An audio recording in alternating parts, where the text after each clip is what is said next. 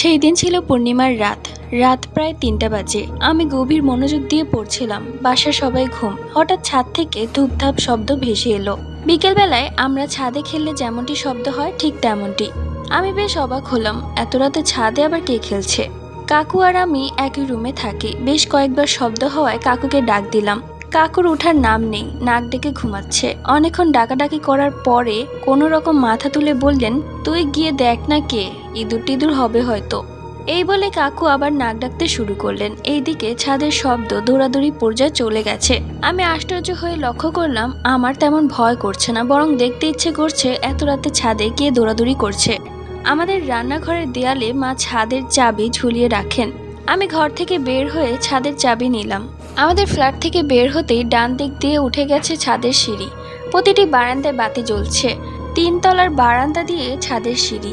আমি ছাদের সিঁড়িতে ওঠার পরও আমার কোনো ভয় লাগছিল না। ৩ তলা থেকে ছাদের দরজা দেখা যায়, দরজা বন্ধ। তালা দেখা যাচ্ছে, তবে ছাদে শব্দ করছে কে। আমি ছাদের তালা খুলে ফেললাম। চাঁদের আলোয় চাঁদ ভেসে যাচ্ছে। ছাদে বের হলেই সামনে রবিন চাচুদের ৪ তলা বাড়ি। রবিন চাচুদের বাসা থেকে আমাদের পুরোটা ছাদ দেখা যায়।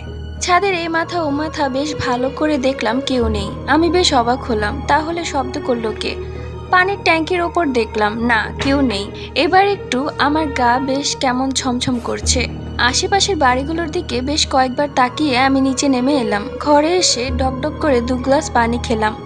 এমনিতেও আমি বারবার হিসু পাই বলে রাতের বেলা পানি কম খাই, কিন্তু সেই দিন তেষ্টা যেন আর মিটছিলই না। 2 গ্লাস পানি শেষ করার মুহূর্তে আবার ধূপধাপ শব্দ ভেসে এলো। আমি গ্লাসটি রেখে উঠে পড়লাম। ছাদে সিঁড়িতে এসে দেখি ছাদ তালা মারাই আছে, দরজা বন্ধ, কিন্তু দরজার ওপাশে কে যেন দৌড়াচ্ছে। আমি ভয়ে ভয়ে তালা খুলে ছাদে এলাম। আবারও চাঁদের আলোয় চোখ ভেসে এলো। আমি পুরো ছাদ বেশ ভালো করে দেখলাম, না কেউ নেই। নিজেকে কেমন যেন বোকা বোকা মনে হলো। নিজেকে সান্ত্বনা দিলাম, হয়তো রাত জেগে পড়ার ফলে উল্টাপাল্টা স্বপ্ন দেখেছি বা শব্দ শুনেছি। ছাদ তালা দিয়ে নামার জন্য পেছনে ঘুরতেই চমকে উঠলাম। হাতের ডান পাশের সিঁড়ির শেষ মাথার ছাদের দেয়াল ঘেঁষে কে যেন বসে আছে। ভয়ে আমার বুক তখন হাঁপাড়ের মতো ওঠানামা করছে। আমি কোনো রকম জিজ্ঞেস করলাম, কে ওখানে? হালকা আলো স্পষ্ট দেখা যাচ্ছে। 2 হাঁটুর মাঝখানে মাথা রেখে কে যেন বসে আছে। ছোট শরীরটা দেখে 8-10 বছরের বাচ্চা বলে মনে হলো।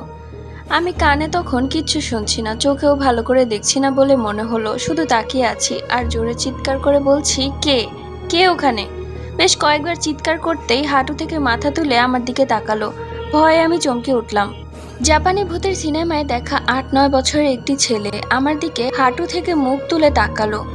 বড় বড় দুটো চোখ, সমস্ত মুখ কেমন ফ্যাকাশে হয়ে আছে। অনেকক্ষণ পানিতে ভেজলে চামড়াটা যেমন ফ্যাকাশে হয় ঠিক তেমন। আমি আরো জোরে চিৎকার করলাম, কে? ছেলেটি কোনো উত্তর দিল না, শুধু একটি হাত আমার দিকে বাড়িয়ে দিল। আমি ভয় তখন কিভাবে যে নিচে নেমে এলাম বলতে পারবো না।